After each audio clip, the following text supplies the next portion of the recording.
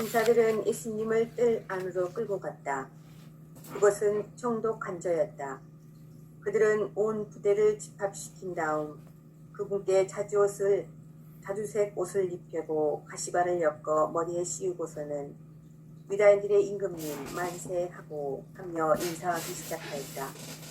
또 갈대로 그분의 머리를 때리고 침을 뱉고서는 무릎을 꿇고 엎드려 예수님께 절하였다. 그렇게 예수님을 조롱하고 나서 자주색 옷을 벗기고 그분의 겉옷을 입혔다. 그리고 예수님을 십자가에 못박으로 끌고 나갔다. 오늘 오늘 이 얘기를 읽으면서 탁 떠오르는 사람들의 생각들이 떠올랐단 말이에요. 봐봐, 오늘 그 예수님의 이 모습을 다시 한번 연출을 시키면 이거야. 눈앞에 선해. 먼저 이 장소가 어디냐면 그 빌라도 총독 관저야. 그리고 거기에는 수없이 많은 그 로마 병사들이 있어. 그 가운데로 예수님을 끌고 간 거야. 그런데 거기다가 이제 자주포 옷을 입혔다는 얘기는 예수가 죄인 중에 최고의 죄인이라고 하는 것을 상징하는 자주포 옷을 탁 입혀놓고는 머리에다는 가시관을 씌우고, 그리고 유다인의 왕 만세 하면서 그 조롱을 해야 되는 거예요. 근데 보통 조롱하는 게 아니고 막 얼굴에다 침을 뱉고 머리에다 가시관을 씌우고 그 다음에 무릎을 꿇으면서 거짓 경배를 하는 것처럼 하면서 유다인의 왕 만세 하면서 길끌거리면서 난리 법석을 피는 거잖아요. 거기다가 더 나가서는 자주색 옷을 벗기고는 예수의 옷을 도로 입혀서 십자가에 못 박으려고 이제 다시 끌고 가는 모습들이 오늘 눈에 보이는 예수님의 이 상황인데, 이 상황을 요즘 우리 국민들이 느끼는 상황하고 유사해.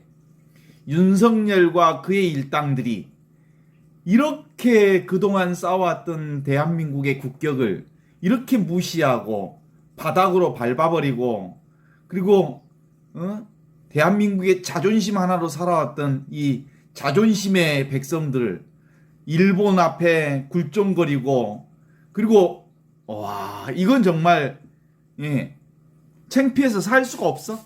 부끄러워서 살 수가 없어. 이런 느낌이 있어. 이런 느낌으로 한번 읽어볼까 하는데, 이런 조롱과 희롱, 예수님을 조롱하는 이 조롱과 희롱, 사실은 누가 하는 거야? 병사들이 한 거야. 병사들, 군중이라고 하는 병사들이 예수님을 모독하는 거야. 근데 실제로 로마 병사들은 예수님하고 사적 감정이 있을까 없을까? 실상은 사적 감정이 전혀 없어. 로마 병사들하고 예수님의 관계는. 그런데도 불구하고 이 로마 병사들이 예수를 조롱하는 이유가 뭘까? 라고 하는 것은 실제로 어차피 십자가에 못 박힐 사람을 군중이라고 하는 이름으로 처형당할 죄수를 희롱하는 것이 당시에 관습 중에 하나였다는 거야. 십자가에 처형당할 죄수를 조롱하는 것이 로마 병사들, 당대 병사들의 하나의 관습이었다는 것이죠.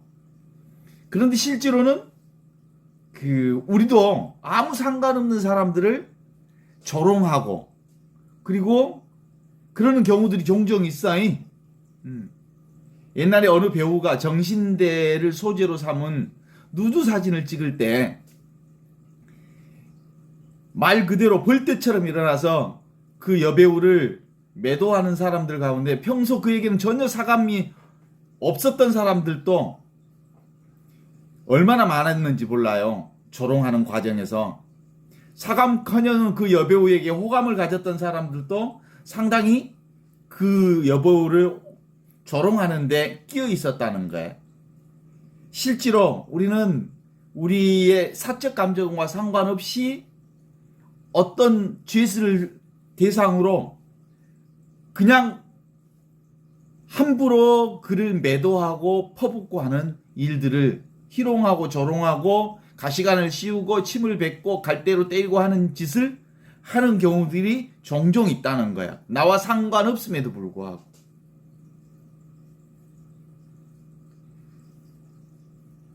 그런데 이제 여기서 그 당대 로마 병사들이 했다는 뭐 이유가 있다고 하긴 하는데 그 이유 중에 하나는 그런 게 있어요. 이게 십자가형에 처하는 죄수를 이렇게 희롱하고 조롱하는 일은 혹시라도 있을지 모르는 양심의 반란을 미리 막아보자는 속셈이라는 거야.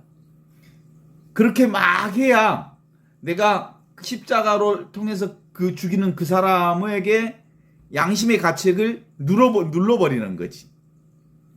그런 작업일 수 있다고 하지만 실제로 우리도 그 나도 모르게 내 내면의 양심을 눌러버리고 그 누군가를 질시하는 방식으로 가는 경우들이 종종 있죠. 실제로 예수님은 이미 결정했어. 어디서 결정했냐면 완벽하게 작심을 한 건 늘 당신은 요르단강에서 세례를 받으면서부터 하느님과 당신이 둘이 아닌 성령 안에서 둘이 아닌 하느님의 아들이라는 것을 분명한 자의식이 있었음에도 불구하고 십자가형을 받는다는 생각이 침투하는 순간 휘청거리기 시작했어. 피땀 흘리면서. 그러다가 이제 골고타 언덕에서 다시 한번 확인한 거야. 나는 하느님과 성령 안에서 둘이 아닌 하나로서의 삶을 살아야 한다. 따라서 나는 하느님의 뜻이 아니고서는 내가 받을 수 없다. 이게 하느님의 뜻이라고 한다면, 그리고 이것이 하느님 안에서 이루어지는 일이라고 하는 것을 너무나도 분명히 알았기에 있는 그대로 지금 이대로의 그것을, 삶 자체를, 눈앞에 이 현실을 그대로 받아들이는 거예요. 수용하는 거죠. 이게 어떤 의미로 보면 해방에 이르는, 부활에 이르는 수용이요. 있는 그대로의 내 삶을 받아들이는 그것으로부터 뭐가 되는 거야? 온전히 부활의 삶을 이루는 거야. 이게 사실은 어떤 가르침과 같냐면 죽기 전에 죽어라. 그래야 부활한다. 죽기 전에 죽어라. 그래야 부활한다. 내 육신이 죽기 전에, 내 육신이 사라지기 전에 기본적으로 에고로서의 내가 사라지고 온전히 하느님과 하나가 되었을 때 비로소 이미 예수님은 골고타 언덕에서 죽기 전에 죽었기 때문에 하느님의 생명으로 온전히 부활한 상태. 따라서 주변에서 어떤 모욕과 희롱을 한다 손치더라도 그분을 더럽힐 수 없어. 왜냐하면 하느님과 하나였기 때문에.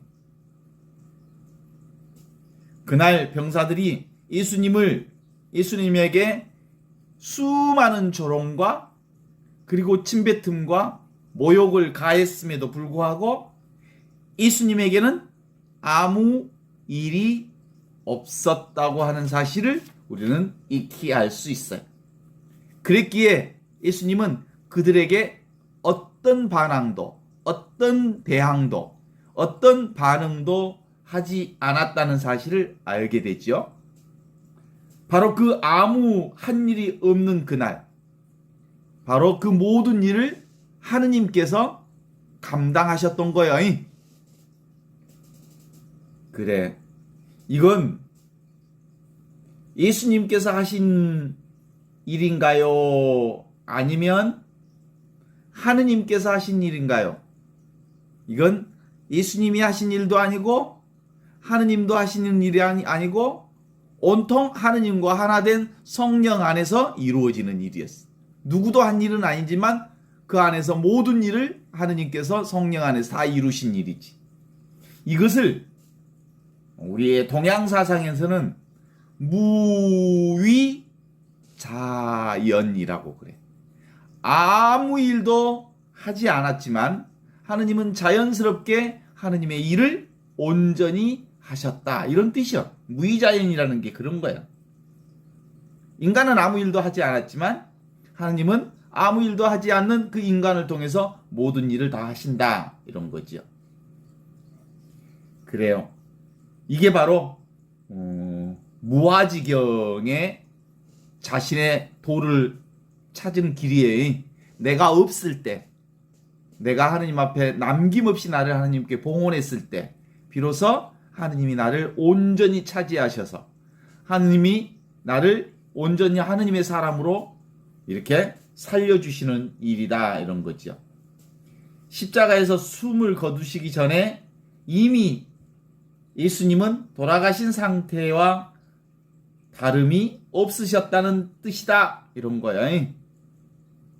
내가 나로부터 완전히 죽을 때 하느님이 내 안에서 완전히 사신다라는 의미에서 오늘 제목을 뭘로 붙이고 싶냐면 그리스도인들이여 죽은 뒤에 죽지 말고 죽기 전에 죽어라. 그러면 늘 우리는 부활하신 그분과 함께 살 것이다. 얘기를 함께 드리면서 오늘 얘기를 시작해 볼까 해요. 그쵸? 아무런 저항도 하지 않으시는 예수님의 그 근거를 익히 알 수 있어요. 아무런 저항도 하지 않는 예수님. 그런데도 불구하고 그들은 온갖 것을 다 해. 뭐 하냐면 예수님에게 침을 뱉고요. 가시관을 씌우고요. 갈대로 때리고요. 그 다음에 그 자색포 옷을 입히고요. 그리고요. 거기다가 네가 유다인의 왕이냐 하면서 무릎 꿇고 막 조롱하고요. 온갖 것들을 다 해요. 그럼에도 불구하고 하느님은 그들의 조롱 안에 조롱당할까 안 당할까? 하느님은 조롱당하지 않습니다. 진리는 조롱당하지 않습니다. 진실은 조롱당하지 않습니다.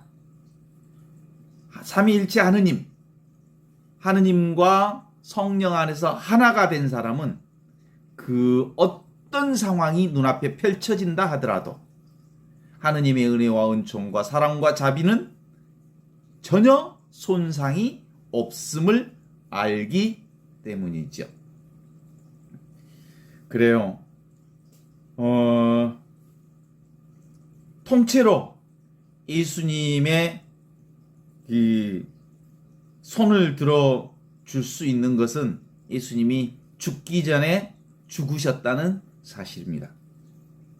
우리도 눈앞에 이것을 산다는 것은 바로 따로 내가 있지 않다. 나는 하느님과 온전히 하나로 있다. 이것이 분명할 때 우리는 나로부터 죽고 하느님과 온전히 하나로 살기에 영원한 생명, 사라지지 않는 이 제목으로 살게 된다라고 할 수 있죠. 오로지 우리 삶은 이 진실 하나밖에 없어요. 이게 바로 복음이에요. 복음. 진짜 복음이에요.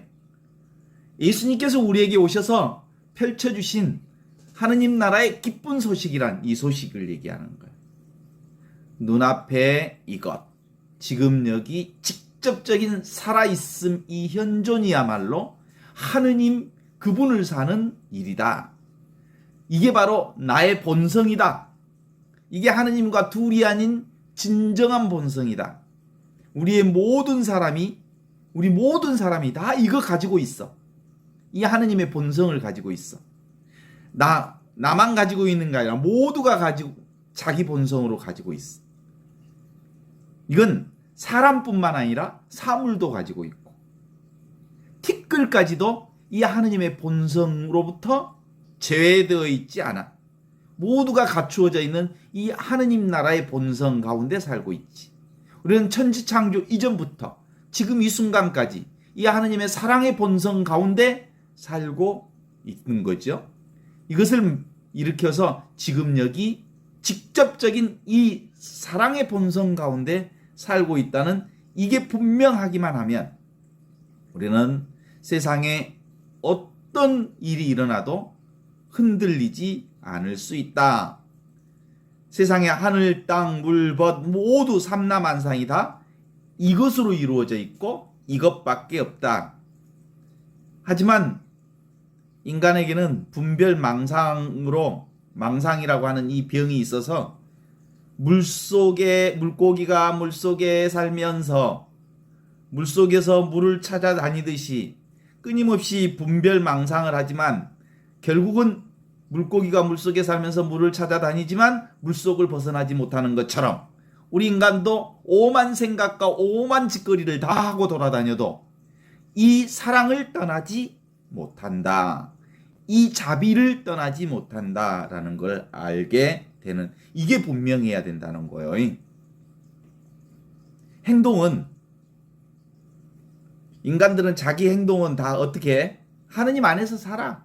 아무리 악한 놈도, 아무리 못된 놈도, 아무리 자기 생각으로 사는 놈도 다 어디서 살아?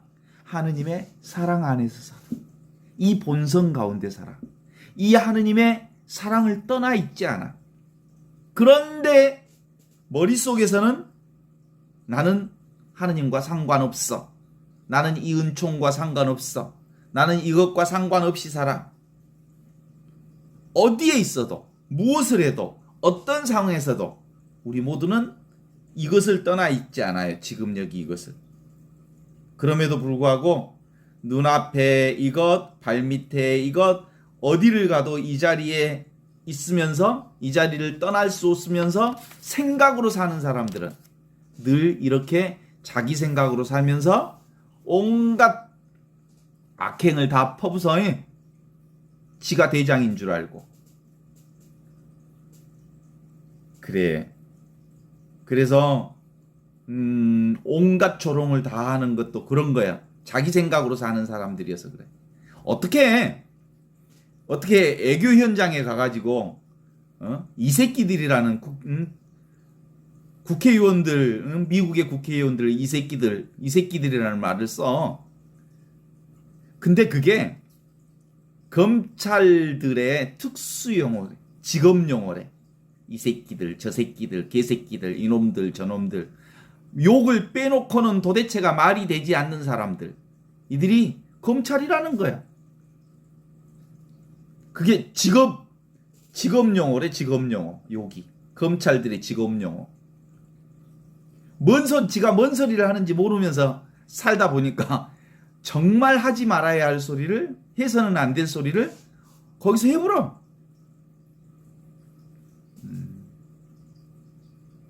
그래요. 실제로 그럼에도 불구하고 우리는 하늘에서 날씨가 좋으면, 맑고 좋으면 좋은 날이라고 그래. 날씨가 맑으면이. 날씨가 흐리면 나쁜 날이라고 그래. 그런데 하늘이 좋고 나쁨이 있어? 없어. 그런 것처럼 우리가 살고 있는 이 세상은 지금 여기 이 하느님의 본성, 나의 본성, 이 세상의 본성, 한치도 벗어나지 않는 이 사랑의 본성으로부터 떠나 있지 않아.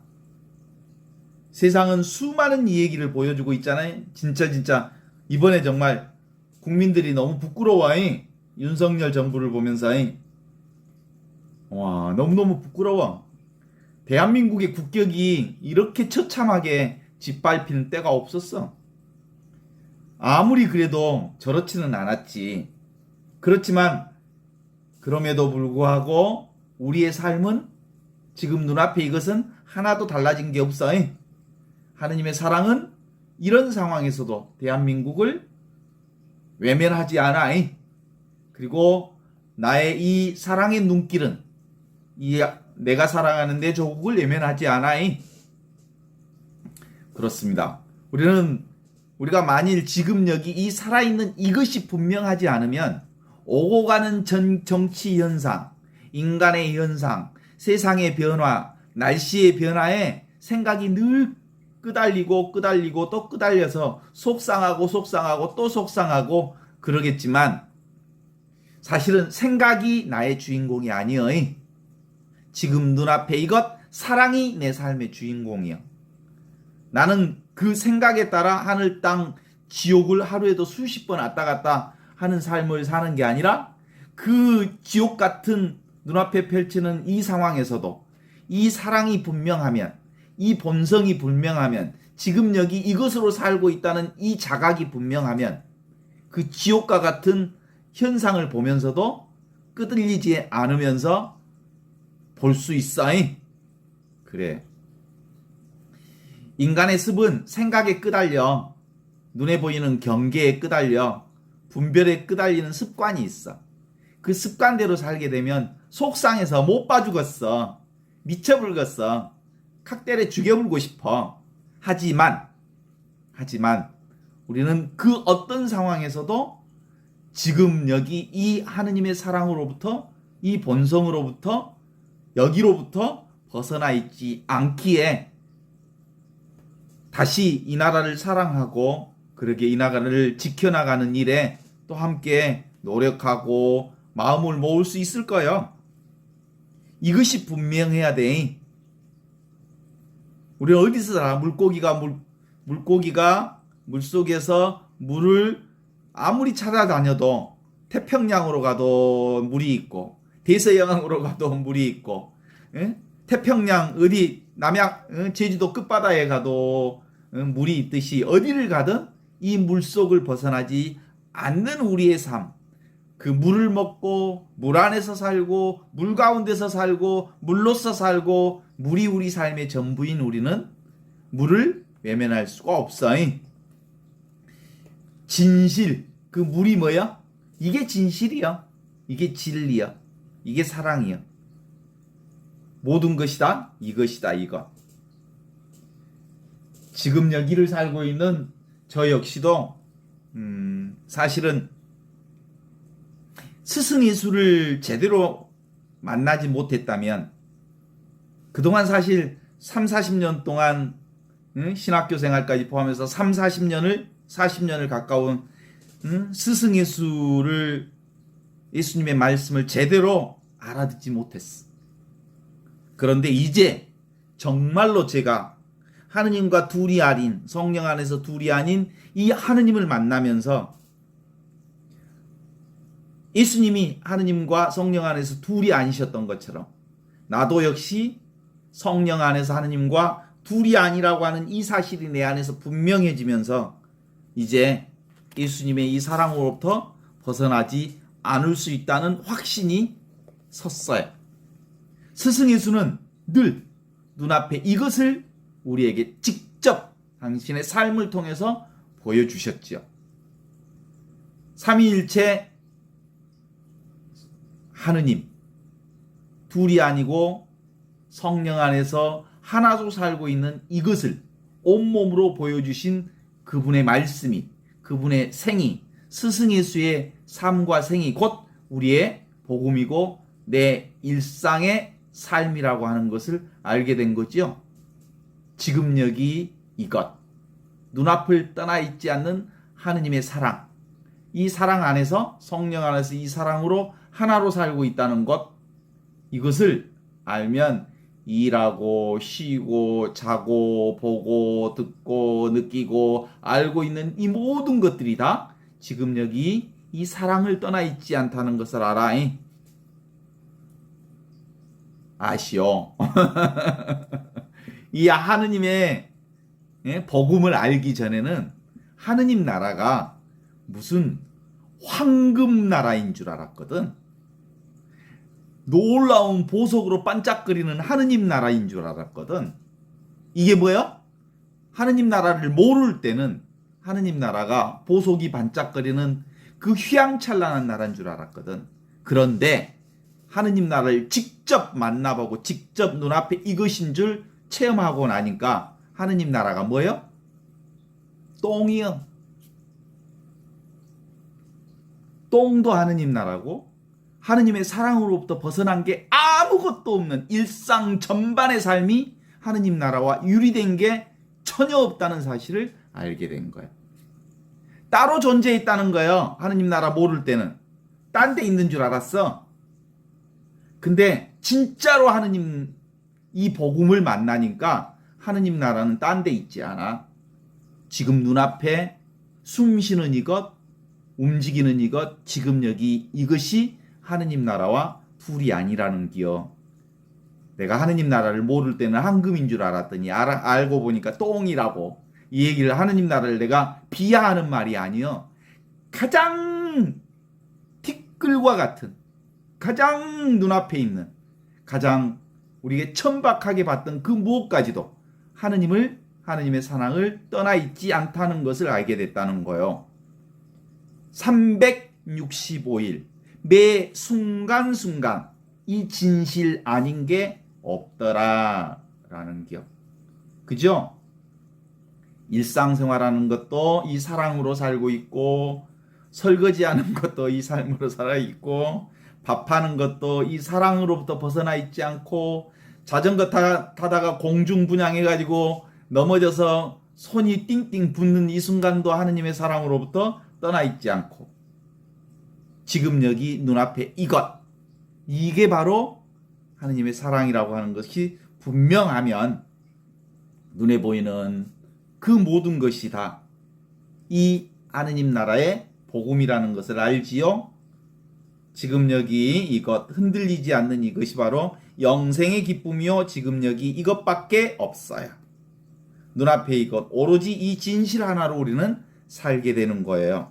온갖 조롱과 희생에서도 예수님이 그토록 눈 하나 깜빡하지 않고 자유스러울 수 있었던 것은 본래 있던 지금 여기 이것으로 이 하느님 나라의 복음의 기쁨을 당신 온몸으로 살고 있었기 때문에 가능한 일이거든요.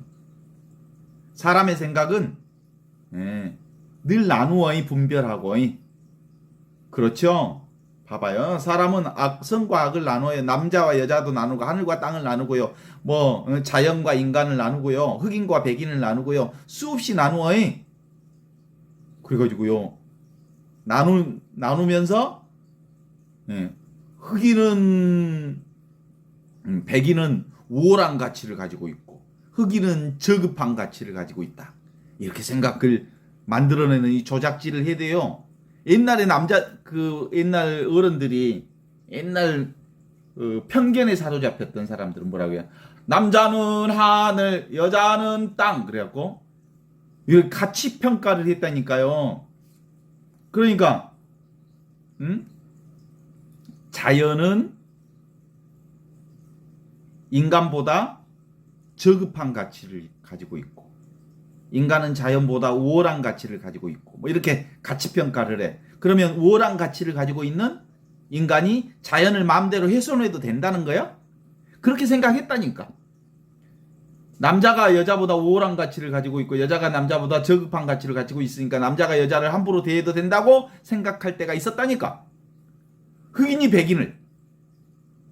백인은 우월한 가치를 가지고, 흑인은 저급한 가치를 가지고 있으니까 백인이 흑인을 종으로, 노예로 삼고 팔아먹을 수 있다고 생각했다니까. 그것이 바로 지배 논리를 만들어내는 거였어요. 온갖 세상의 문제를 만들어냈단 말이에요. 그런데 그런 거 없어. 크고 작은 것도 없어. 인간의 생각이 만들어낸 거예요. 넓고 작은 공간도 없어. 무엇에 비교하면 크고 작은 것이 나와. 이쁜 것과 이쁘지 않는 것도 무엇과 무엇을 비교하면 이쁘고 이쁘지 않는 것이 나오지만, 모든 것이 다 각자가 다 소중하고 이쁘고 아름답고 귀하고 그런 거예요. 비교하면 그래. 그래서 악마의 무기 중에 최고의 무기가 무슨 무기인 줄 알죠? 비교. 사람을 악으로, 악한 상황으로 끌고 가는 가장 중요한 무기 중에 하나를 마귀가 쓴다고 그래. 무슨 무기? 비교라고 하는 무기를 써. 그러면 비교하는 무기를 딱 쓰기 시작하면 그쪽으로 싹 말려 들어가 버려. 이 비교가 뭐예요? 사실은 분별하는 생각의 생각. 생각 마귀들이 쓰는 가장 악독한 무기 중에 하나가 비교예요, 비교. 그러면 처참해져. 누구 친구, 고등학교 졸업한 누구 친구하고 재산을 비교하면 처참해져 버려요. 또 얼굴을 비교하면 처참해지고, 비교하면 그게 바로 악이야, 악. 우리는 원래부터 있는 그대로 지금 이대로 이 하느님 나라의 복음을 살고 있는 경이, 그죠? 눈앞에 이것, 분별되어 있지 않는 이것, 끊어진 적이 없는 이것. 사실은 요즘에 그런 생각들을 종종 하기는 해요. 어떤 생각? 무슨 생각들 하죠? 요즘에 지금 우리의 그 교회들, 그러니까 제도 교회들을 보면서 예수 정신이 다 빠져버렸다. 그리고 예수님의 이 복음 정신이 없어져 버렸다. 그래서 정말 예수님의 이 하느님 나라의 정신이 사라졌다. 정말 한심하다. 우리 교회뿐만 아니라 개신교도 그렇고 불교도 그렇고 어디 종교 하나 제대로 된 종교가 없다. 뭐 이런 얘기들을 하고 있죠. 그럼에도 불구하고 지금 여기 눈앞에 있는 하느님의 사랑, 예수님의 복음은 끊어진 적이 없어요. 제도교회가 생각하는 예수님의 정신은 끊어졌을지 모르지만 지금 여기 눈앞에 있는 예수 정신은 삼위일체 이 복음, 기쁜 소식은 우리 삶 안에 복음 자체로 생생하게 살아있어요. 윤석열 정부가 우리 민생 경제를 파탄시켜도, 그리고 환율이 하늘 높은 줄 모르고 뛰어올라도, 그래서 유학 보낸 부모들이 유학 보내는 건 너무 부담스러워서 지금 고민한다고 그래. 유학 간 아이들을 한국으로 다시 데려와야 하나. 왜냐하면 환율이 이렇게 140, 150, 160으로 뛰어버리면 유학 비용이 옛날보다 2배 이상 들어갈 가능성들이 있거든. 그것이 꼭 유학 간 사람들에게만 나오는 게 아니라 서민들의 호주머니를 이제 털어가는 방식으로 우리 상황이 이렇게 나타날 수 있죠. 남북 관계도 파탄을 냈고 민주주의도 아주 개판으로 만들어냈고 이렇게 외교 참사를 벌여내고 걱정스럽고 세상이 완전히 죽은 시체처럼 굴러가도, 그럼에도 불구하고 지금 여기 하느님의 사랑은 우리 안에서 생생하게 살아있음, 이것 하나로 다시 우리가 똑똑하게 이 세상을 반듯하게 보면서 지금 여기 하느님으로, 하느님의 사랑으로 다시 설 수 있어야 돼. 그래요. 눈앞에 우리의 삶, 이것은 변함없는 하느님의 진실을 드러내고 있습니다. 그것이 바로 나요, 하느님과 둘이 아닌 이 삶을 살고 있는 거죠. 그래요. 지금 여기 이것은 세상의 온갖 뉴스 가운데서도 내가 자전거를 타고 공중부양해서 꼬꾸라지는 한이 있어도, 영국 여왕 엘리사벳이 죽는 한이 있어도, 그 모든 것은 왔다 가는 현실이지만 지금 여기 살아있는 이것은, 눈앞에 이것은 늘 성성적적하게 숨쉬고 있는 하느님의 사랑입니다. 그것이 하느님과 내가 둘이 아닌 하나로 살고 있는 이 본성이지요. 이것이 분명하냐, 분명하지 않냐, 이것만이 우리 삶의 가장 중요한 핵심 부분이, 이걸 붙들고 있으면 되는 거예요. 내 뇌리의 망상과 그리고 내 삶의 힘듦, 그리고 내 삶의 어려움 가운데도 지금 여기 이것은 변함없이 주님의 사랑 가운데 살고 있다는 사실, 이거 하나는 분명하지요. 그래요. 이것은 과거와 현재와 미래가 없습니다. 이것은 정해진 바가 없지만 지금 당장 이것이 바로 진실이요, 하느님과 둘이 아닌 하느님의 은총과 사랑과 축복입니다. 지금 당장 이 진실로 살아갔으면 좋겠어요. 숨 쉬고 살고 있는 우리가 공기의 소중함을 몰라잉. 공기가 있는지 없는지 생각 없이 숨쉬고 살아잉. 그럼에도 이 공기는 늘 산소, 질소, 이산화탄소 이 공기 중에 있다는 사실을 몰라도 괜찮아. 사는데 지장이 없어. 늘 공기는 우리 가운데 있으니까. 이 진실은 우리 가운데 있으니까. 이 사실은 우리의 삶의 한가운데 살고 있으니까. 그래요. 절대로 물고기가 물속에서 물을 찾아 수많은 물을 쫓아다닌다 해도, 물속에서 어떤 사고가 일어난다 해도 물은 변함이 없습니다. 그래서 일 없는 이것, 아무 일 없는 이 하느님의 사랑 안에서 새로운 일들을 벌여나갈 수 있기 때문이죠.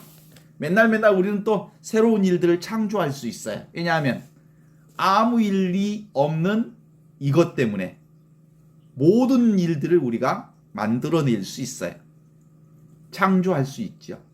만일 우리가 스승의 수를 접하지 못했다면 나는 아직도 허공을 찾고 돌아다니는 삶을 살면서 밖을 헤매고 쫓아다니면서 다른 사람에게 인정받고 또 명예를 찾고 나를 근사하게 만드는 어떤 것 안에 쫓아다니기도 했겠지만, 지금은 눈앞에 이것, 부활하신 그분 분명하기에 이제 더 이상 쫓아다니지 않을 수 있습니다. 오늘의 제목을 제가 죽은 뒤에 죽지 말고 죽기 전에 죽어라 얘기했듯이, 내가 따로 죽을 일이 없이 이미 내가 하느님 안에 둘이 아닌 하나로 살고 있음을 인정하면 그것이 바로 죽기 전에 죽는 일입니다. 지금 여기 이것을 사는 것이 바로 죽기 전에 죽어서 부활의 그리스도와 함께 사는 일이기 때문입니다.